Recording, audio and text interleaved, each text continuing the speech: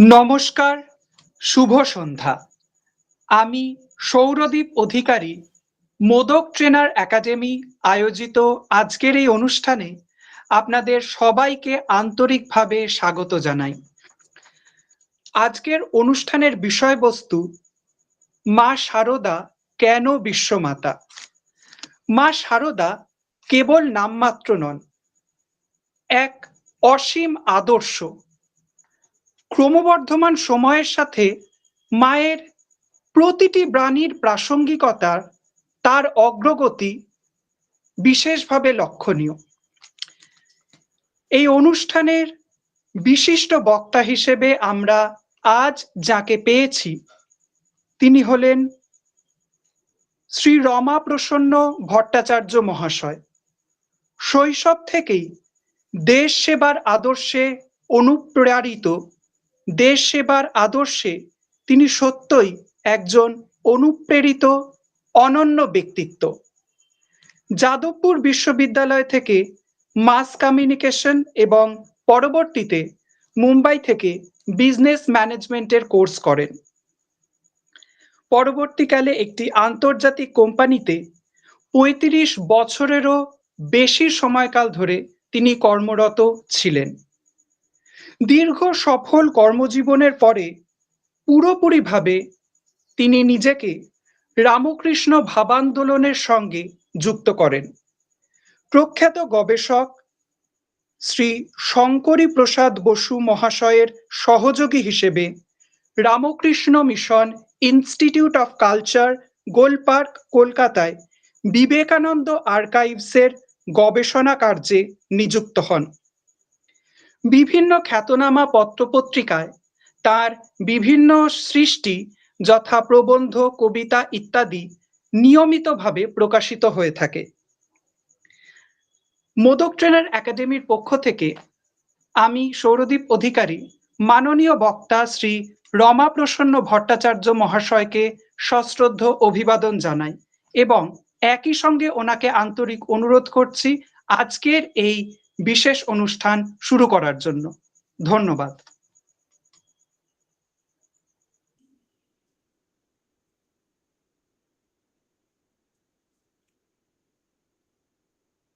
নমস্কার, আমার কথা শোনা যাচ্ছে?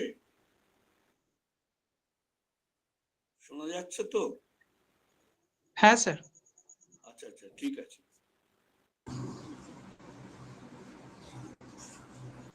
ওম জননীং শারদাং দেবীং রামকৃষ্ণং জগদ্গুরুং পাদপদ্মে তয় শ্রিত্বা প্রণমামি মুহুর্মুহুঃ। আজকের আলোচনার বিষয় মা শারদা কেন বিশ্বমাতা। এটা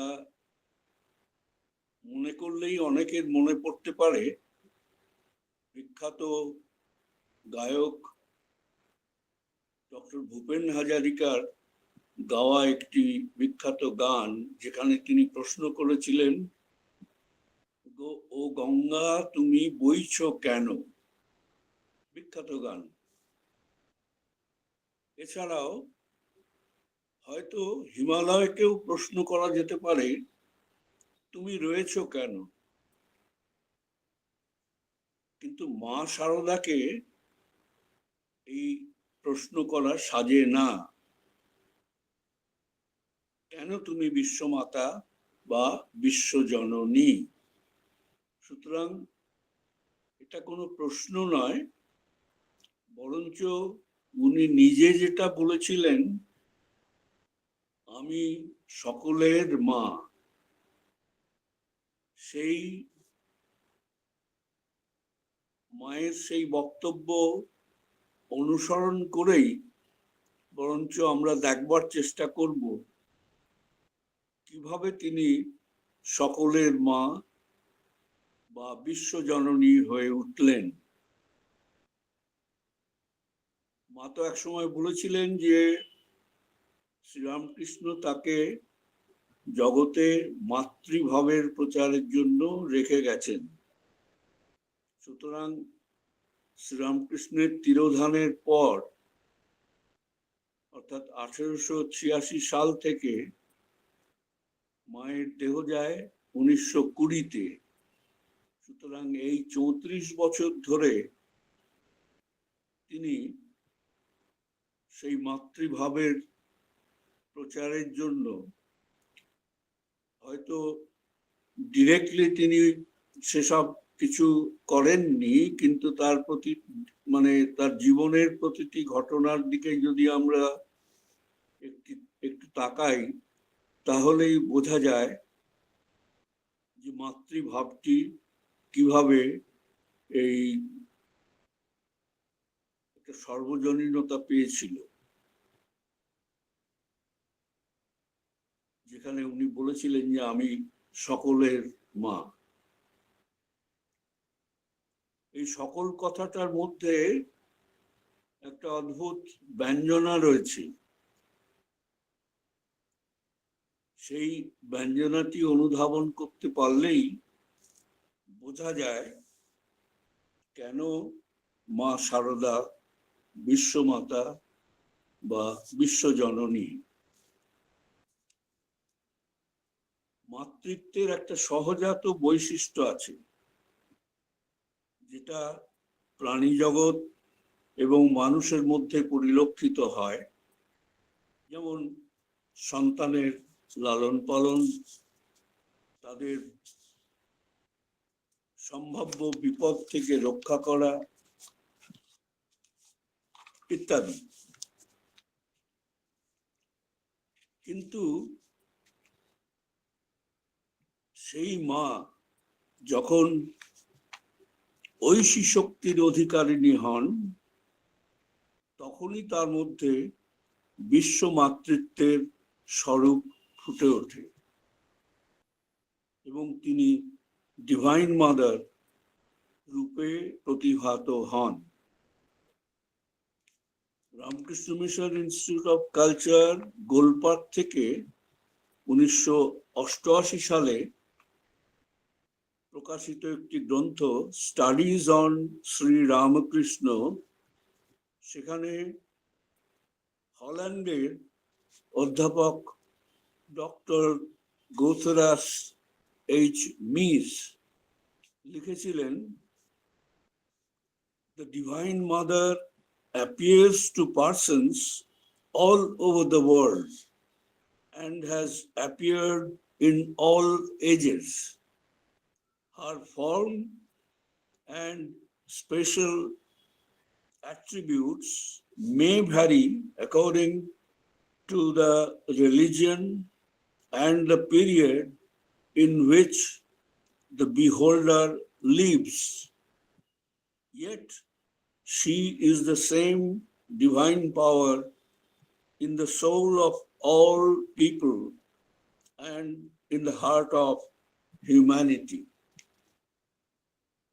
এই সুন্দর বক্তব্যটি তিনি রেখেছিলেন, যেটা আমরা এক্সট্রাপোলেট করে ধরে নিতেই পারি যে আদ্যাশক্তি রূপিণী শ্রীমা সারদা দেবীর ক্ষেত্রেও এই কথাগুলি প্রযোজ্য।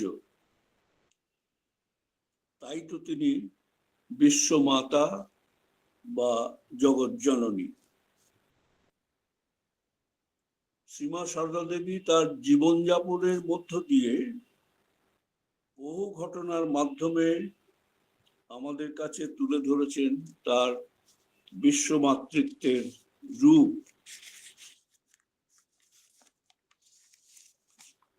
আমরা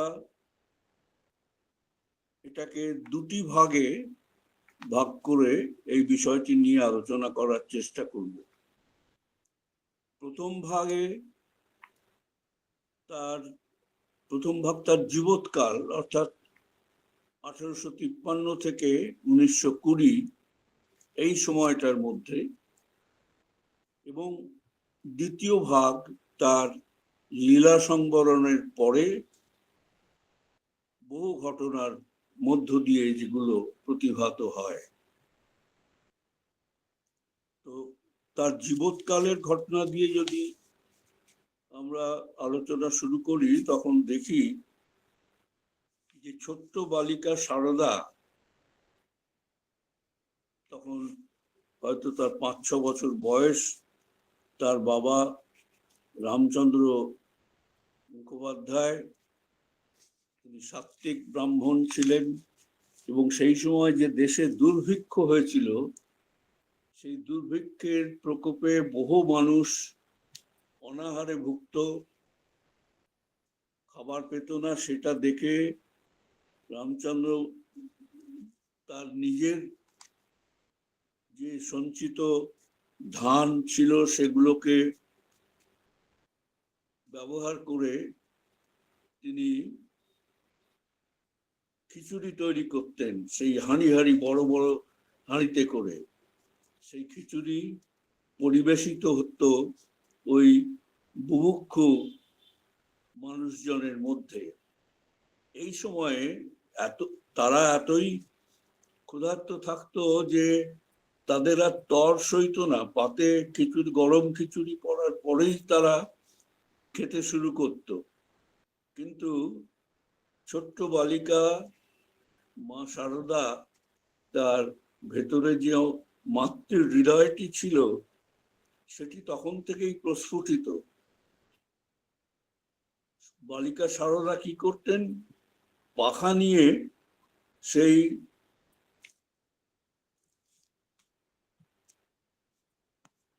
একটা অনুরোধ এসছে, একটু জোরে বলার, আমি চেষ্টা করছি, জানি না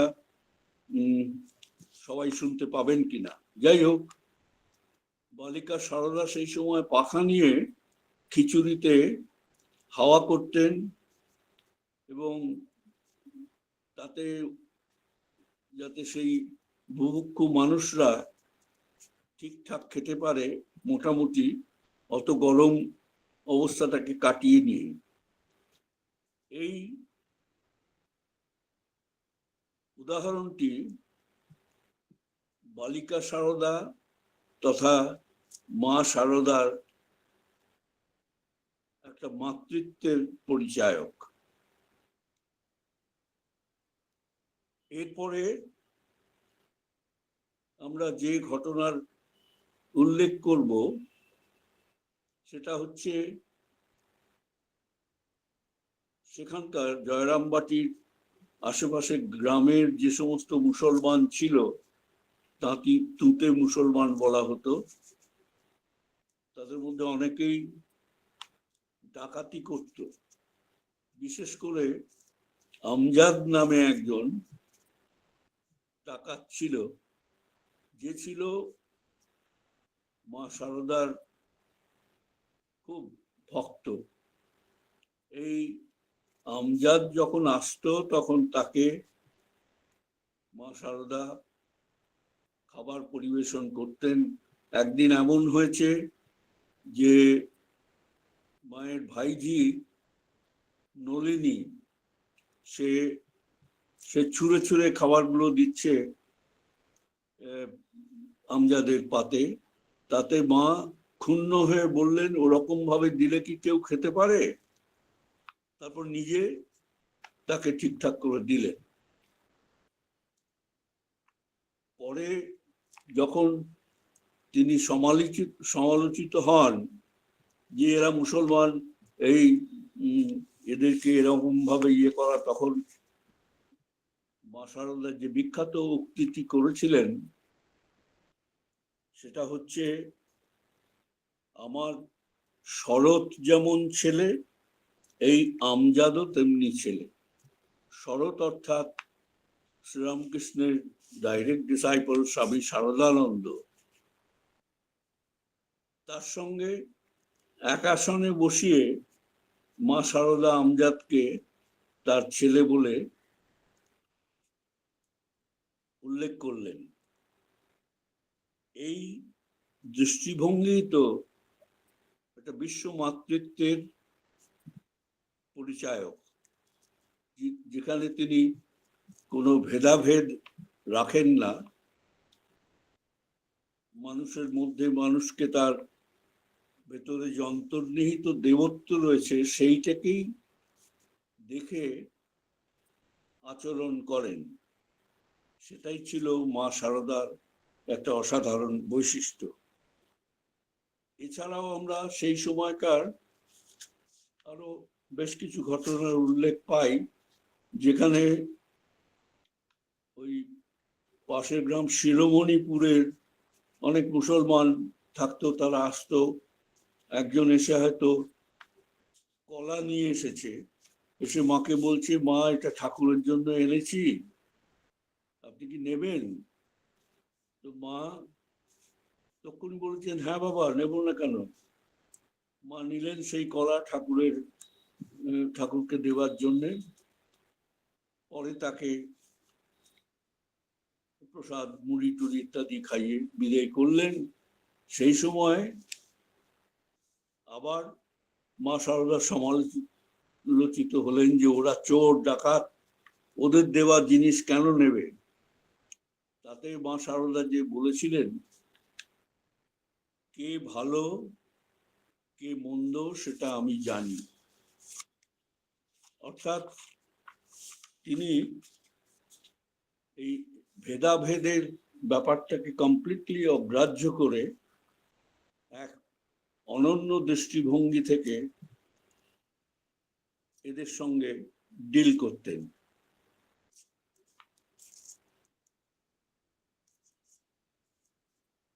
বহু ঘটনা এরকম আছে আমাদের, মানে মায়ের জীবৎকালে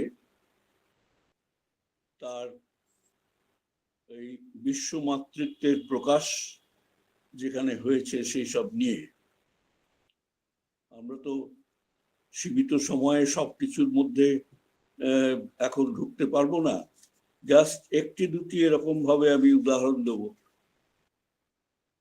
সে আমজাদ এবং ওইসব মুসলমানরা তো গেল, এবারে এক পার্সি যার নাম সোহরাব মোদি, যে বোম্বের বিখ্যাত চিত্র পরিচালক ছিলেন, সে কলকাতায় এসে উদ্বোধনের বাড়িতে মার কাছে,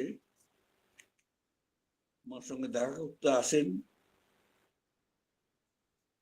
মা সম্বন্ধে নিশ্চয়ই তিনি আগে জেনেছিলেন, অর্থাৎ বোম্বেতে থাকাকালীন, এবং আকৃষ্ট হয়ে মার কাছে এসে দীক্ষা নিতে চান। একটা অদ্ভুত ব্যাপার যে সোহরাব মোদির ভাষা মা বুঝতেই পারতেন না ন্যাচারালি, আর সোহরাব মোদিও মায়ের কথা কতটা বুঝতেন সেটা আমরা জানি না, কিন্তু অসাধারণ ব্যাপার যে দীক্ষা হয়ে গেল এবং স্বামী শারদানন্দ তো নিচে থাকতেন মায়ের ভারী হিসেবে, মায়ের দাড়ি এবং মায়ের ভারী।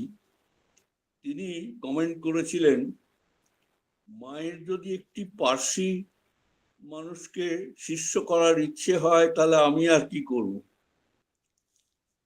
তো সোহরাব মোদি তার শেষ সময়তেও মায়ের প্রতি তার একই রকম দৃষ্টিভঙ্গি ছিল। তার কৃপা, মায়ের কৃপা যে সে পেয়েছিল সেইটা সবসময় মনে রেখে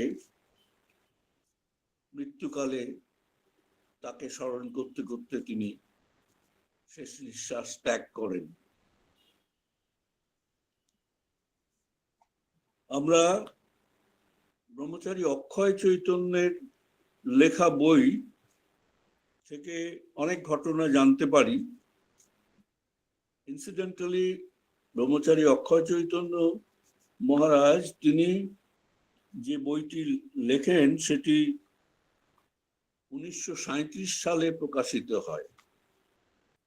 তিনি দীর্ঘ জীবন যাপন করেছিলেন, বহু ঘটনার সাক্ষী ছিলেন এবং সেখানে অনেক ঘটনাই উল্লেখ করেছেন তিনি।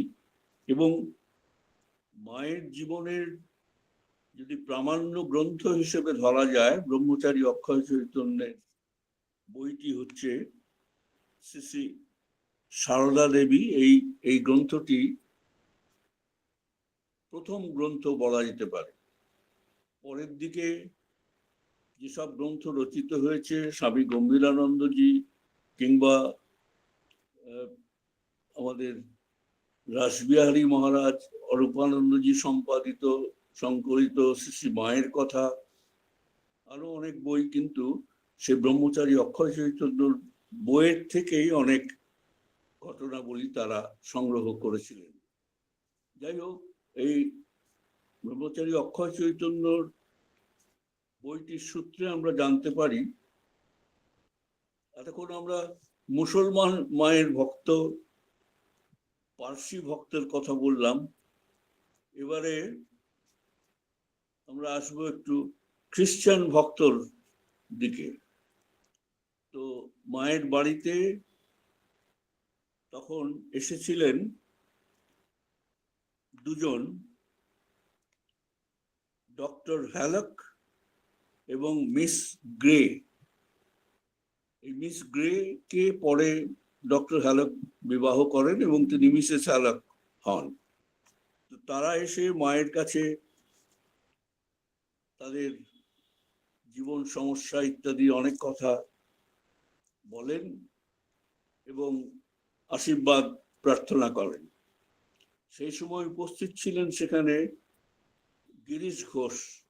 গিরিশ ঘোষ ইন্টারপ্রেটার হিসেবে তাদের বক্তব্য বাংলায় মাকে শোনাচ্ছিলেন এবং মায়ের বক্তব্য তাদেরকে আবার ইংরেজিতে শুনিয়ে দিচ্ছিলেন।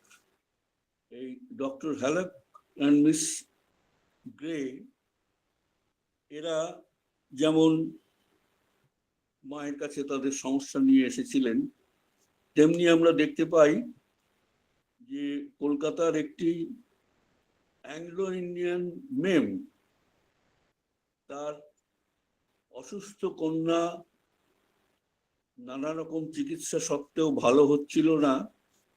তো খবর পেয়ে সেই মেমটি মায়ের কাছে এসছিলেন উদ্বোধনের বাড়িতে। প্রসঙ্গত এই উদ্বোধনের বাড়িতে মা 1909 সালের 23শে মে পদার্পণ করেন এবং 1920 সালের 20শে জুলাই এই উদ্বোধনের বাড়িতেই তার লীলা সংবরণ করেন। যাই হোক, সেই মেমটিকে মা সান্ত্বনা দিয়ে তাকে একটি ঠাকুরের পুজোর ফুল অর্ঘ্য হিসেবে দিয়ে বলে, এটি মেয়ের মাথার নিচে রাখবে, এরকম আশীর্বাদ করে। দেখা যায় যে পরে সেই মেয়েটি ভালো হয়ে যায় এবং সেই মেমটি মায়ের কাছে দীক্ষাও নেয়। সুতরাং আমরা দেখতে পাচ্ছি যে মায়ের এই বিশ্ব মাতৃত্বের প্রকাশ তার জীবৎকালেই কিরকম ভাবে হচ্ছিল। এবং সব থেকে বড় যে ঘটনাগুলির কথা এখন অনেকেই জানেন, সেটা হচ্ছে যে সিস্টার নিবেদিতা, জোসেফিন ম্যাকলাউড এবং মিসেস সারা বুল এরা যখন প্রথম মায়ের সঙ্গে দেখা করতে আসেন,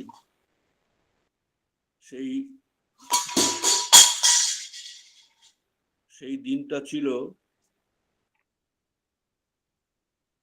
মার্চ মাসের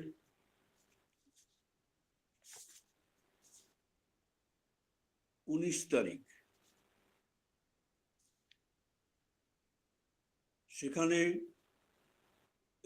ভুল বললাম, মার্চ মাসের 17 তারিখ 1898 সাল। নিবেদিতা, সারা বুল এবং জোসেফিন ম্যাকলাউড মায়ের কাছে এসেছিলেন এবং মা তাদেরকে নিজের মেয়ের মতো সম্ভাষণ করে টেনে নিয়েছিলেন। তাদেরকে প্রসাদ দেয়া হয়েছিল, মাকেও দেখা যায় যে মাও সেই তাদের সঙ্গে ঠাকুরের প্রসাদ একসঙ্গে নিয়ে গ্রহণ করলেন। এক অত্যাশ্চর্য ঘটনা, মানে যেটা স্বামী বিবেকানন্দকেও এমনই উল্লসিত করেছিল যে তিনি তার গুরু ভ্রাতা স্বামী রামকৃষ্ণানন্দজিকে এবং আরো অনেককে বলেছিলেন, দেখেছো কিরকম ব্যাপার। সুতরাং এইটা যখন হলো, এটা নিবেদিতা তার ডায়েরিতে লিখেছিলেন ওই 17ই মার্চ 1898। সেখানে নিবেদিতা লিখেছিলেন ডে অফ অল ডেজ, তার ডায়েরিতে এই কথাটি উল্লেখ করেছিলেন। এবং নিবেদিতা তার বান্ধবী মিসেস নেল হ্যামন্ডকে চিঠি লিখেছিলেন এই বিস্তারিত বর্ণনা দিয়ে, কিভাবে মা শারদা তাদেরকে গ্রহণ করেছিলেন, একসঙ্গে বসে প্রসাদ ভক্ষণ করেছিলেন। এবং নীল হ্যামন্ডকে নিবেদিতা লেখেন, this gave us all a dignity, a tremendous dynamic power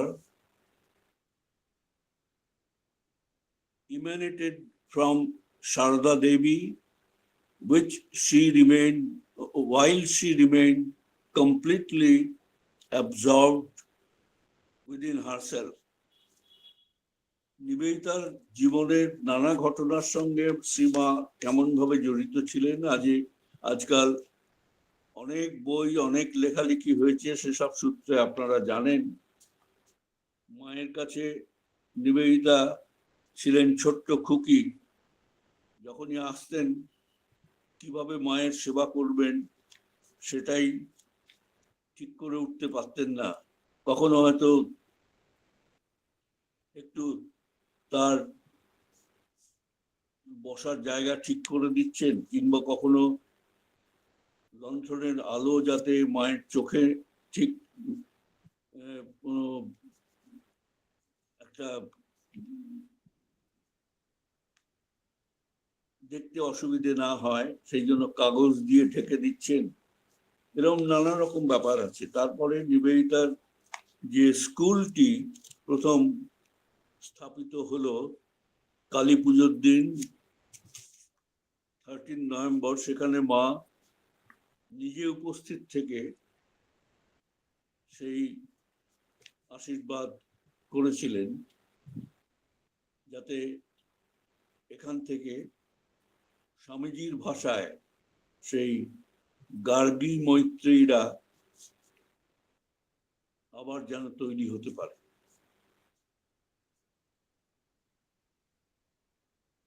নিবেদিতার বিস্তারিত আর কোনো কিছুতে আমরা যাচ্ছি না, কিন্তু সারা বুল, মিসেস অলি সারা বুল, তিনিও এতটাই মানে ইমপ্রেসড হয়েছিলেন যে তিনি 1898 জুলাই মাসের 11 তারিখে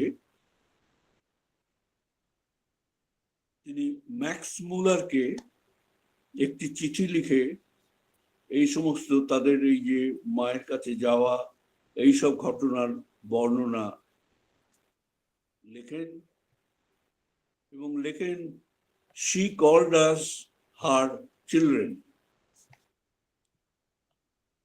তো এই মিসেস সারা বুল, যিনি 1850 থেকে 1911 সালে তার দেহাবসান হয়, এই মায়ের সংস্পর্শে আসার পর থেকে প্রতি মাসে 60 টাকা করে পাঠাতেন মায়ের কাছে, till her death, যতদিন তিনি বেঁচে ছিলেন। তো সারাবুল সম্বন্ধে তাকে স্বামী বিবেকানন্দ স্টেডি মাদার অর্থাৎ ধীরা মাতা এই নামে অভিহিত করতেন। যাই হোক, আমরা অত সব ওগুলোতে যাচ্ছি না। নিবেদিতার কথা সামান্য বললাম, সারাবুলের কথাও একটু বললাম, কেননা তারা একসঙ্গে করতে গিয়েছিলেন প্রথম। আর জোসেফিন ম্যাকলাউড এক অসাধারণ চরিত্র। এই তিনজনই মায়ের সঙ্গে দেখা করতে গিয়েছিলেন। জোসেফিন ম্যাকলাউডকে যখন যখন মানে স্বামীজিকে তিনি তার গুরু বলতেন না, বলতেন বন্ধু, এবং তিনি নিজে তার বয়স সম্বন্ধে বলতেন যেদিন থেকে তার সঙ্গে স্বামীজির দেখা হয় সেদিন থেকে তিনি তার বয়সটাকে হিসেব করতেন। আসলে তিনি জন্মেছিলেন 1858 সালে আর প্রয়াত হন আমেরিকাতে 1949 সালে। দীর্ঘ জীবন ছিল। স্বামীজিকে প্রশ্ন করেছিলেন আমি কি করতে পারি, তখন স্বামীজি বলেছিলেন লাভ ইন্ডিয়া, ভারতবর্ষকে ভালোবাসো। এবং সত্যি এই জোসেফিন ম্যাকলাউড সেটা করে গিয়েছিলেন আজীবন। নানা রকম ভাবে আর্থিক সাহায্য ইত্যাদি দিয়ে তিনি রামকৃষ্ণ মঠ মিশনের কাজকে যাতে এগিয়ে নিয়ে যাওয়া যায় সেটাই করেছিলেন। 1949 সালে তিনি প্রয়াত হন। তো ম্যাকলাউড একবার উনি প্রায় আসতেন ভারতবর্ষে এবং বেলুড় মঠে যেতেন। একবার সেই উনি এসে গঙ্গা মানে তখন তো চলাচলের ব্যাপার ছিল নৌকো, সে নৌকো থেকে নেমে বেলুড় মঠের গেস্ট হাউসের দিকে যাচ্ছেন।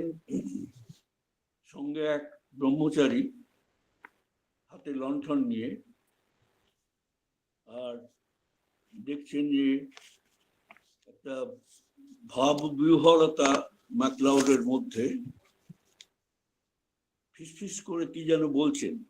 একটু পরে ব্রহ্মচারীর কাছে গিয়ে ম্যাকলাউড বলছেন I have seen her, the Holy Mother, I have seen her। মানে মাকে দেখে এসেছিলেন বলে তার ভেতরে এমনই একটা ভাবের আবেশ চলছিল যে সেটাই খালি বারবার বলে যাচ্ছিলেন I have seen her, the Holy Mother।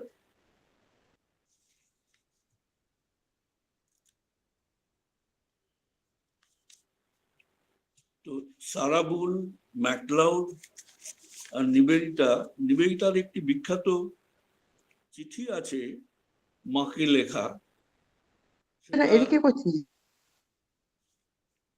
Hello, am I audible? শোনা যাচ্ছে? হ্যাঁ হ্যাঁ, পরিষ্কার হচ্ছে। আচ্ছা, ঠিক আছে। তো নিবেদিতা 1910 সালে বোস্টন থেকে, তখন উনি বিদেশে গিয়েছিলেন, 11ই ডিসেম্বর একটি চিঠি লেখেন মাকে, বিখ্যাত চিঠি, যেটা বাংলাতেও পাওয়া যায়।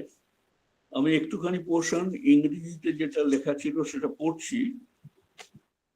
নিবেদিতা লিখছেন, Surely the wonderful things of God are all quiet. The air and sunlight and the sweetness of the Ganges, sweetness of the gardens and of the Ganges. These are the silent things that are like you, এইসবের সঙ্গে মাকে তুলনা করে নিবেদিতা সেই চিঠিটি লিখেছিলেন। এটা মায়ের চিঠি বলে যে বইটি সংকলিত হয়েছে তাতেও পাওয়া যায় বাংলাতে। আমি অরিজিনাল ইংরেজিটাই একটু তুলে ধরলাম। তো নিবেদিতা, সারাবুল, ম্যাকলাউড এছাড়াও সেই সময়ে আরেকজন বিদেশিনী মায়ের কৃপা পেয়েছিলেন, তার নাম হচ্ছে লরা গ্লেন। লরা গ্লেন, যাকে পরে আমরা সিস্টার দেবমাতা হিসেবে জানি।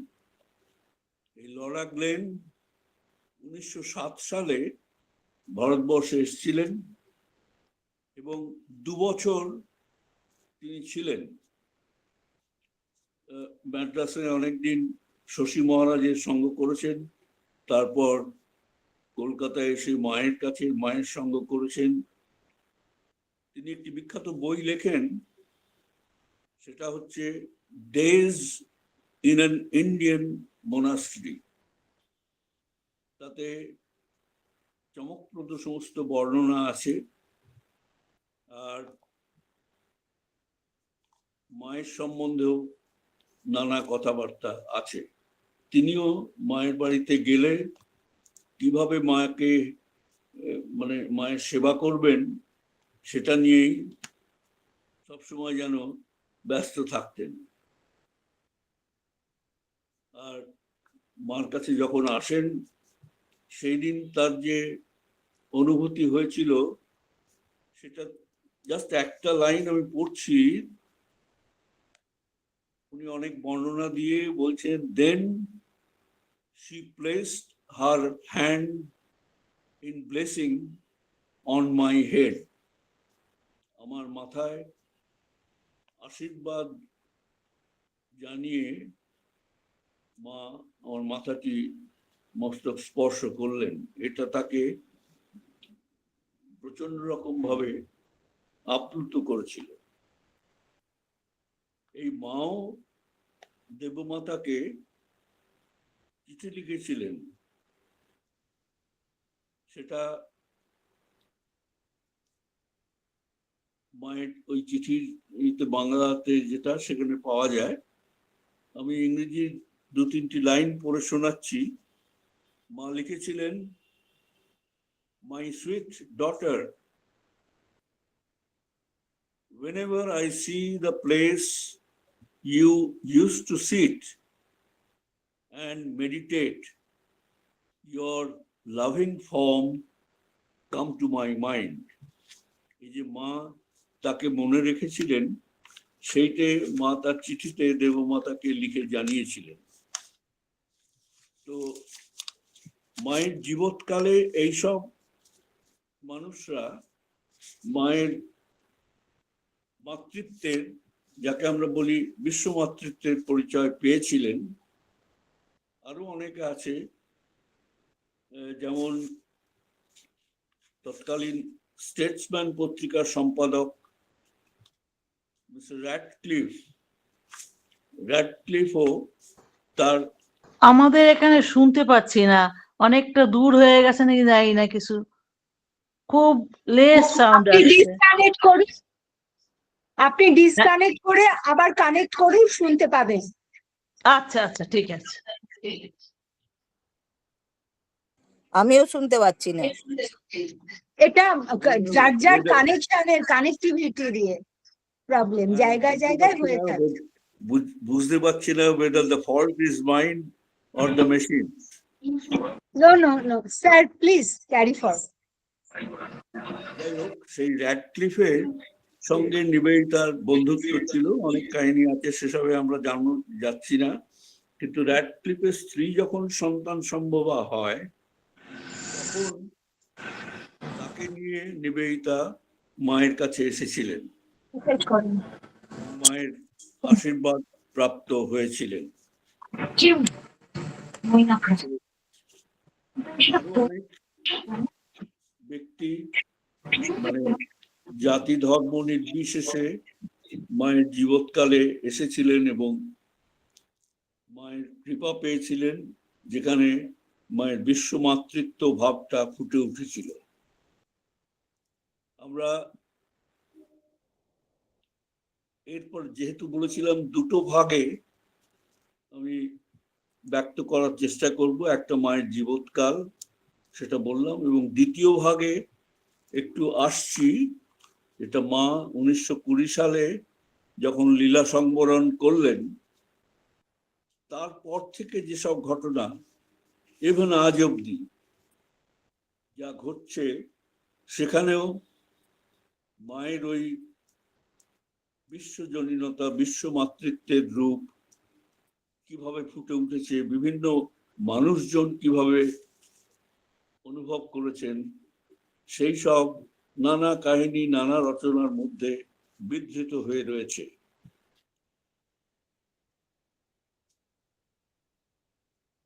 আসলে 1953 সালে যখন মায়ের জন্ম শতবার্ষিকী পালিত হয়,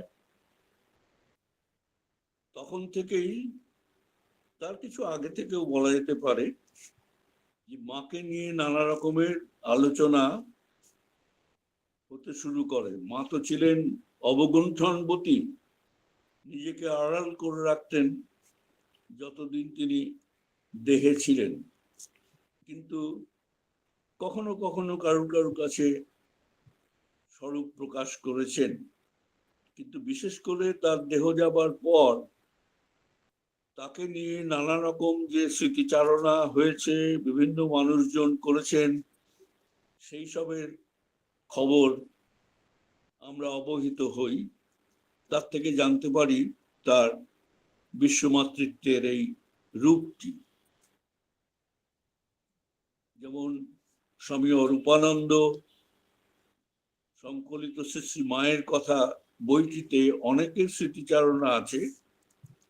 স্বামী অরূপানন্দ অর্থাৎ রাসবিহারী মহারাজ নিজেই মায়ের সঙ্গ করেছিলেন দীর্ঘদিন, সেখানেও তিনি সেসব লিখেছেন, কিন্তু বইটি প্রকাশিত হয় অনেক পরে, মায়ের দেহ যাবার পরে। তো সেই জন্য মায়ের দেহ যাবার পরে নানা যে ঘটনাবলী হয়, বিশেষ করে শতবার্ষিকীর সময় একটা আলোড়ন উঠেছিল। নানা মানুষজন পৃথিবীর বিভিন্ন প্রান্তে তারা মা সারদা সম্বন্ধে জানতে আগ্রহী হয়েছিলেন। আমি দু একজনকার কথা এখানে খালি বলবো।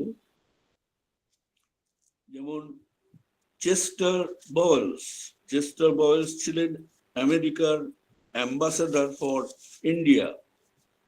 তিনি লিখেছিলেন, all of us surely need the spiritual strength and peace which her memory brings. আরো অনেক কথা লিখেছিলেন, কিন্তু আমি ওই জাস্ট একটা রেলিভেন্ট পোর্শন তুলে ধরলাম। রোমারোলা, এরা তো কেউই মাকে দেখেননি, মা সম্বন্ধে জেনেছেন বিভিন্ন লেখার মাধ্যমে। এই নোবেল লরিয়েট রোমারোলা, তার যে বিখ্যাত গ্রন্থ, সেখানেও তিনি মা সম্বন্ধে যে উল্লেখ করেছেন, লিখেছিলেন, she irradiated peace and serenity throughout her life on all who came in contact with her. তো এটা আমরা বুঝতে পারি যে এই সমস্ত বিখ্যাত মানুষজনেরাও কিভাবে প্রভাবিত হয়েছিলেন সেই সময়। একটা কথা বলে রাখা ভালো, যে আমেরিকাতে সেই সময়ে যারা যারা মানে রামকৃষ্ণ মিশনের তরফ থেকে ছিলেন, যেমন স্বামী প্রভবানন্দ, স্বামী পবিত্রানন্দ, স্বামী অশোকানন্দ ইত্যাদি, তাদের লেখা এবং তাদের নির্দেশিত অনেক বইয়ের মাধ্যমে এইসব বিদেশি মানুষজনরা তারা ঠাকুর মা স্বামীজিকে জেনেছিলেন, বিশেষ করে মা সম্বন্ধে অবহিত হয়েছিলেন। আমি এরপরে একজনের কথা বলবো যিনি একজন ট্যালেন্টেড ব্রিটিশ অ্যাক্ট্রেস ছিলেন। তার নাম ছিল উইনিফ্রেড ইলিস। তিনি শুধু ট্যালেন্টেড ব্রিটিশ অ্যাক্ট্রেস ছিলেন না, এবং সুবক্তা ছিলেন। তিনি একটা কম্প্রিহেন্সিভ বায়োগ্রাফি মা সম্বন্ধে লিখেছিলেন। সেই বায়োগ্রাফির নাম ছিল a holy mother of India, Sarada Devi. এরপর একজনের কথা বলবো যিনি রোমারোলার বন্ধু ছিলেন, জিন হারবার। এই ফ্রেঞ্চ মানুষটি তার লেখাতে লিখেছিলেন মা সারদা সম্বন্ধে, she actually took upon herself the burden of people whom in many cases she hardly knew. আমি এসবগুলোর বাংলা তর্জমা করার তাড়াতাড়িতে সময় পাইনি। যাই হোক, আমার মনে হয় আপনারা বুঝতে পারবেন এইসব মানুষজন কিভাবে তাদের বক্তব্য রেখেছিলেন মা সম্বন্ধে। এরপর হ্যামবুর্গের জার্মান মানে কার্ট ফ্রেডরিক্স, তিনি লিখছেন, in our age she gets more and more importance as a symbol of selflessness and benediction. মা সম্বন্ধে তাদের এই যে ধারণাগুলো সৃষ্টি হয়েছিল, পরোক্ষভাবে তারা বিভিন্ন বই এবং অনেকের সংস্পর্শে এসে সেটাও প্রমাণ করে মায়ের সেই ঐশী শক্তির প্রভাব। আর একজনের কথা বলি, তার নাম ফিলমার এস.সি. নর্থ্রপ। তিনি লিখছিলেন, only India could have produced her. She speaks also for all women everywhere and for all mankind. এক অসাধারণ মা সম্বন্ধে তার এই উক্তি। দীর্ঘায়িত না করে আরেকটি ঘটনা বলি, সেটি হচ্ছে 1992 সালে নিউ ইয়র্কের অ্যালবানিতে একটি মানে Shri Sarada society of Albany নামে একটি সোসাইটি ফর্মড হয়, যেখানে সেই মানে মহিলারা মা সারদাকে রোল মডেল হিসেবে ধরে নিয়ে তাদের নিজেদের জীবনযাপন করতেন এবং চর্চা করতেন। 1992 সাল, অ্যালবানি, নিউ ইয়র্কে।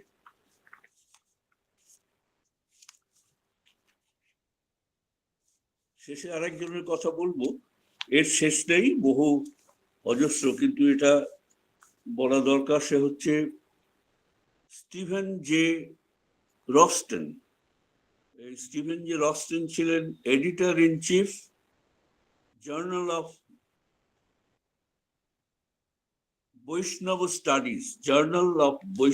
স্টাডিজ, সেখানে উনি 2006 সালে লেখেন, the example set by Sarada Devi for Ramakrishna's followers as an ideal disciple, nun, wife, teacher, and especially mother, who took great care of her many spiritual children, will be remembered for centuries to come. her love seemed all encompassing.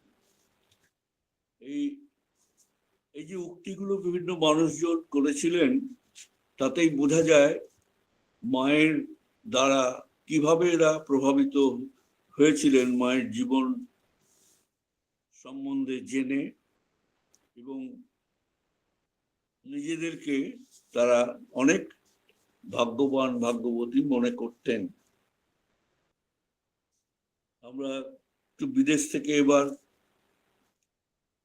একটু এপাশে চলে আসি, অর্থাৎ বাংলাদেশেও রামকৃষ্ণ, সারদা, বিবেকানন্দ নিয়ে বিশাল চর্চা হচ্ছে। আমি নাম করব একজনের, তার নাম হচ্ছে মারুফি খান, ডক্টর মারুফি খান, যার সঙ্গে আমারও একটু পরিচয় হয়েছিল। এই ডক্টর মারুফি খান একটি সম্পাদনা করেন একটি বইয়ের, ঢাকা থেকে সেই বইটি বেরিয়েছিল, নাম হচ্ছে মুসলিম মননে রামকৃষ্ণ, সারদা, বিবেকানন্দ। সেখানে তিনি নিজে কয়েকটি প্রবন্ধ লিখেছিলেন। এছাড়াও বাংলাদেশের বিশিষ্ট মানুষদের, যারা অনেকেই অধ্যাপক অধ্যাপিকা ছিলেন, এবং বিশিষ্ট মানুষজনদের লেখা ঠাকুর, মা, স্বামীজি সম্বন্ধে লেখা নিয়ে এই বইটি সংকলন করেছিলেন। বইটি 2002 সালে ঢাকা থেকে পাবলিশড হয়, আর আমি সংগ্রহ করেছিলাম সেই সময় কলকাতার বইমেলা থেকে।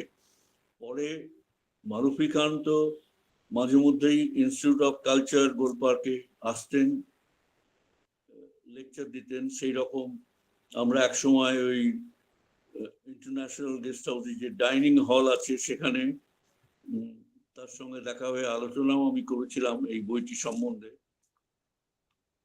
তো এই ডক্টর মারুফি খান, আচ্ছা প্রসঙ্গত বলে রাখি যে গত মাসে, অর্থাৎ ফেব্রুয়ারির 7 তারিখে Golpark Ramakrishna mission institute of culture থেকে মা সারদার ওপর একটি গ্রন্থ প্রকাশিত হয়েছে। গ্রন্থটির নাম সারদা শতদল। সেই গ্রন্থে মারুফি খান মায়ের ধর্ম সমন্বয় নিয়ে লিখেছেন। একটু বিনীতভাবে বলি যে ওই গ্রন্থে আমার লেখা একটি প্রবন্ধ আছে শ্রীমা ও নারী মুক্তি এই বিষয়ে, আর বন্ধুবর অধ্যাপক মনতোষ দাশগুপ্তের লেখাও সেই বইতে আছে, আরো অনেকের আছে। যাই হোক, এটা সম্প্রতি হাতে পেলাম বলে এই উল্লেখটা করলাম। তো মারুফি খান যে বই মুসলিম মননে রামকৃষ্ণ, সারদা, বিবেকানন্দ যেটা সম্পাদনা করেছিলেন, সেখানে অনেকের সুন্দর সুন্দর লেখা আছে। আমি জাস্ট দুটো লাইন দুজনকার একটুখানি ব্যক্ত করব। সেটা হচ্ছে ডক্টর নীলিমা ইব্রাহিম, তিনি মা সম্বন্ধে লিখছেন যে তিনি নরেনের মা, আমজাদের মা, শরতের মা, নটি বিনোদিনীর মা। আমরা কেন সে পুণ্য সুধা থেকে বঞ্চিত হব? এটা মানে some sort of assertion, যে একটা দাবি, আমাদেরও দাবি রয়েছে সেই মাতৃসুধা গ্রহণ করার। সুন্দর লিখেছিলেন উনি। এই নীলিমা ইব্রাহিম ছাড়া আর একজনের কথা আমার খুব মনে পড়ে, যার নাম মোহাম্মদ আমিনুল হক। মোহাম্মদ আমিনুল হক খুব সুন্দরভাবে শ্রীরামকৃষ্ণ, মা সারদা এবং বিবেকানন্দ সম্বন্ধে ব্যক্ত করেছিলেন। তার একটা বিশেষ উক্তি হচ্ছে যে যদি শ্রীরামকৃষ্ণ হন শুদ্ধ রাগ, স্বামী বিবেকানন্দ হচ্ছেন তার স্বরলিপি, আর মা শারদা হচ্ছেন তার গীতিময় পরিবেশনা। শুদ্ধ রাগ, স্বরলিপি আর গীতিময় পরিবেশনা, যেটা মা তার জীবন দিয়ে দেখিয়ে গেছেন কিভাবে এই শ্রীরামকৃষ্ণের ভাবধারাকে প্রচার করা যায়। সেই ভাবধারা আর কিছুই নয়, মাতৃভাব। তো এই মায়ের এই বিশ্বজনীনতা, মাতৃভাবের ব্যাপকতা নিয়ে অনেক কথা বলার থাকে, কিন্তু আমার যেটা মনে হয় সেটা হচ্ছে যে মায়ের ভেতরে যে ঐশী শক্তি ছিল, মা যেমন ভাবে সবাইকেই একই রকম ভাবে ভালোবাসতেন, আবার কখনো কখনো হয়তো তার ভেতরে তার উপদেশের মধ্যে আমরা কিছু কঠোরতার সন্ধানও পাই, কিন্তু সেগুলো সে ভক্তদের মঙ্গলের জন্য।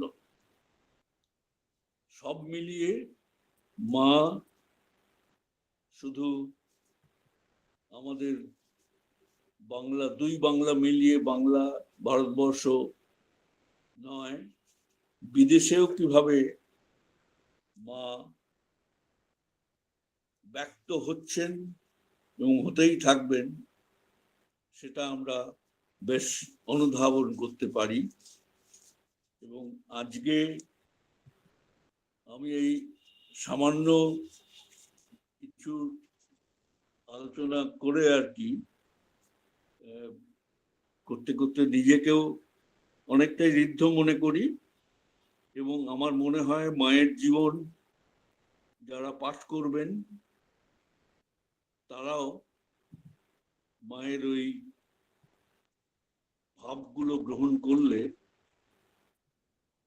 অনেক উপকৃত হবেন। মায়ের যে শেষ কথা ছিল, কেউ পর নয় মা, জগৎকে আপনার করে নিতে শেখো। যদি মানে দোষ দেখতে চাও, দেখবে নিজের, অন্যের নয়। এই যে কতগুলো কথা মাধ্যমে মা নিজেকে ব্যক্ত করেছেন, এই সবগুলো যদি আমরা অনুসরণ করি তাহলে আমাদের জীবনও অনেকটাই পরিবর্তিত হবে। ঠিক আছে, আজকে আর সময় নেব না, সবাইকে ধন্যবাদ জানাই। বিশেষ করে মোদক ট্রেনার একাডেমির সঙ্গে যুক্ত সবাই। সৌরদীপ সুন্দরভাবে উপস্থাপন করেছে, যেমনও করে ওর স্বভাবচিত ভাবে। তো সবাইকে আমার শুভেচ্ছা জানিয়ে, নমস্কার জানিয়ে শেষ করছি।